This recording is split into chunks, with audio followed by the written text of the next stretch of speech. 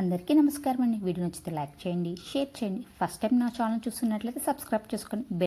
నర్మదా నది పుష్కరాలు ఎప్పటి నుంచి ఎప్పటి వరకు, అసలు ఈ పుష్కరాలు యొక్క ప్రాముఖ్యత విశిష్టత ఏమిటో ఈ రోజు వీడియోలో తెలుసుకుందాము.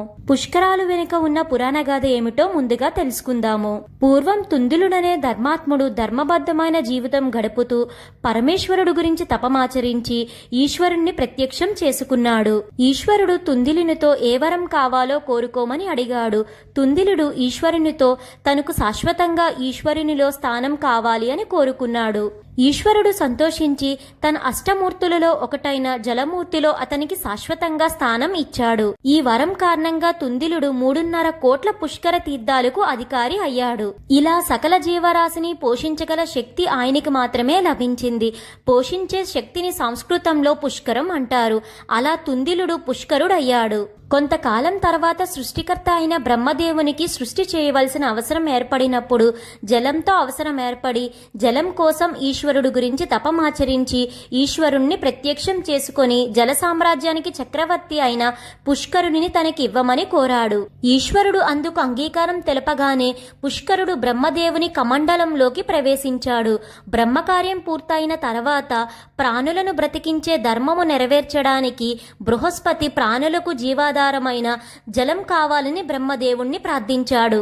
దేవగురువు బృహస్పతి కోరిన కోరికను బ్రహ్మదేవుడు మన్నించాడు. కానీ పుష్కరుడు తాను బ్రహ్మదేవుణ్ణి వదిలి వెళ్ళనని చెప్పాడు. అప్పుడు సృష్టికర్త బ్రహ్మ బృహస్పతికి పుష్కరునికి కలిసి ఒక ఒప్పందాన్ని కుదిర్చారు. ఆ ఒప్పందం ప్రకారం గ్రహరూపంలో ఉన్న బృహస్పతి మేషం మొదలు 12 రాశులలో ప్రవేశించేటప్పుడు 12 రోజులు మిగిలిన కాలం సంవత్సరం అంతా మధ్యాహ్న సమయంలో 2 ముహూర్తాల సమయం పుష్కరుడు బృహస్పతితో ఉండాలని నిర్ణయించారు. ఆ సమయంలో సమస్త దేవతలు బృహస్పతి అధిపతిగా ఉన్న నదికి పుష్కరినితో వస్తారు గనక పుష్కర కాలంలో నదీ స్నానం పుణ్యప్రదమని పురాణాలు చెప్తున్నాయి. అంటే బృహస్పతి రాశి మారినప్పుడే పుష్కరుడు ఆ నదిలోకి ప్రవేశిస్తాడు. పుష్కరుడు ఏ నదిలోకి ప్రవేశిస్తాడో ఆ నదికి పుష్కరాలు వస్తాయి. అందుకనే సంవత్సరానికో నదికి చప్పున పుష్కరాలు జరుగుతూ ఉంటాయి. 12 నదులకు ఒక్కో నదికి ఒక్కో ఏడాది పుష్కరాలు జరుగుతాయి. గత ఏడాది ముందు సంవత్సరం గంగా నదికి పుష్కరాలు జరిగాయి. ఈ 2024లో నర్మదా నదికి పుష్కరాలు జరగనున్నాయి. బృహస్పతి వృషభ రాశిలో ప్రవేశించినప్పటి నుంచి 12 రోజుల పాటు నర్మదా నదికి పుష్కరాలు జరుగుతాయి. ఈ సంవత్సరం మే 1 బుధవారం నుంచి మే 12 ఆదివారం వరకు నర్మదా నదికి పుష్కరాలు జరగనున్నాయి. ఇప్పుడు మనం నర్మదా నది పుష్కరాలు యొక్క పూర్తి వివరాలను తెలుసుకుందాము. భారతదేశంలో 12 పవిత్ర నదుల్లో ఒకటి నర్మదా నది. భారత్లోని పొడవాటి నదుల్లో 5వ స్థానంలో ఉంది నర్మదా నది. మహాశివుని 12 జ్యోతిర్లింగాలలో ఒకటి ఓంకారేశ్వర్. మధ్యప్రదేశ్లో నర్మదా నది తీరంలో కొలువయ్యాడు ఓంకారేశ్వరుడు. ఇక్కడున్న అమ్మవారు అన్నపూర్ణాదేవి. ఓంకారేశ్వర్లో నర్మదా నది తీరంలో అనేక ఘాట్లు నిర్మించారు. ఈ నది ప్రవాహం ఎప్పుడూ స్థిరంగా ఉంటుంది. నీరు కూడా చాలా స్వచ్ఛంగా ఉంటాయి. ఘాట్ల వద్ద నది లోతు ఎక్కువగా ఉండదు. భక్తులు సులభంగా స్నానాలు చేయుటకు అనుకూలంగా ఉంటుంది. ప్రధాన ఆలయానికి ఎదురుగా ఉన్న కోటి తీర్థ ఘాట్ అన్ని ఘాట్లలో అత్యంత ముఖ్యమైనది. ఈ ఘాట్లో స్నానమాచరిస్తే కోటి తీర్థయాత్రల పుణ్యఫలం లభిస్తుందని అంటారు. నర్మదా నది తీరంలో తపస్సు, గంగా నదిలో మరణం, కురుక్షేత్రంలో దానము విశేష ఫలమని చెప్తారు. నర్మదా నది పుష్కరాలకు సంబంధించిన ఆలయాలను ఇప్పుడు చూద్దాము.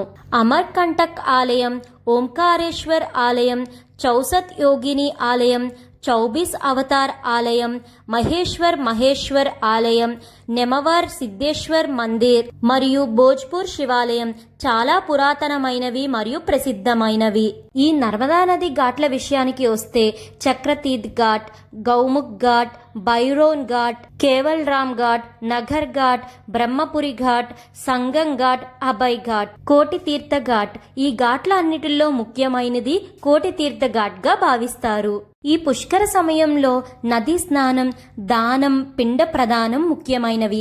అయితే ఈ పుష్కర సమయంలో 12 రోజులు ఏ రోజు ఏ దానం చెయ్యాలనేది పురాణాల్లో స్పష్టంగా చెప్పబడింది. మొదటి రోజు బంగారం, వెండి, ధాన్యం, భూదానం చేస్తే ఈ లోకంలో సమస్త భోగాలు అనుభవించి మరణం అనంతరం స్వర్గానికి చేరుకుంటారని పురాణాల్లో చెప్పబడింది. రెండవ రోజు వస్త్రదానం, ఉప్పు దానం, రత్నదానం చేస్తే ఈ లోక లోకంలో సంతోషంగా జీవితాన్ని గడిపి మరుజన్మలో సర్వభౌముడు అవుతాడని చెప్పబడింది. 3వ రోజు బెల్లం ఫలాలు దానం ఇస్తే సుఖవంతమైన జీవితాన్ని పొందుతారు. 4వ రోజు నెయ్యి నూనె పాలు తేనె దానం చేసిన వారు అనారోగ్య సమస్యల నుంచి బయటపడతారని దీర్ఘాయుషును పొందుతారని చెప్పబడింది. 5వ రోజు ధాన్యం గోదానం హలం దానం ఇచ్చిన వారు ఇహలోకంలో భోగాలను అనుభవించి దేహం విడిచిన తర్వాత శివ సన్నిధిని చేరుతారని చెప్పబడింది. పుష్కర కాలంలో 6వ రోజు ఔషధ దానం కర్పూర దానం చందన దానం కస్తూరి దానం చేస్తే ఆరోగ్యవంతులవుతారని చెప్పబడింది. 7వ రోజు గృహదానం పీఠదానం శయ్యదానం చేసిన వారు ఈ జన్మ మరుజన్మలో విలాసవంతమైన జీవితాన్ని పొందుతారని చెప్పబడింది. 8వ రోజు చందన దానం కందమూలాల దానం పుష్పమాల దానం చేసిన వారు సకల ఐశ్వర్యాలు పొందుతారని చెప్పబడింది. 9వ రోజు పిండ ప్రదానం కంబలి దానం చేస్తే పుణ్యలోకాలు పొందుతారని చెప్పబడింది. పుష్కర సమయంలో 10వ రోజు కూరగాయలు సాలగ్రామం పుస్తకాలు దానం చేస్తే ఆరోగ్యం ఆయుష్ పొందుతుందని చెప్పబడింది. 11వ రోజు గజదానం చేస్తే మరణం అనంతరం వైకుంఠంలో అడుగు పెడతారని చెప్పబడింది. 12వ రోజు పుష్కరాలలో ఆఖరి రోజు నువ్వులు దానం ఇస్తే సకల సమస్యల నుండి విముక్తి పొందుతారు.